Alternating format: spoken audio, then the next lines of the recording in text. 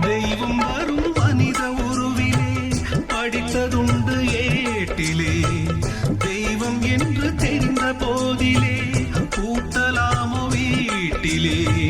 பூஜை செய்யும் தேவி உன்மேல் ஆசை வைத்தால் பாவம். நானும் உன்னை தாரம் என்று ஏற்றுக்கொண்டால் துரோகம். ஜீவன் உள்ளவா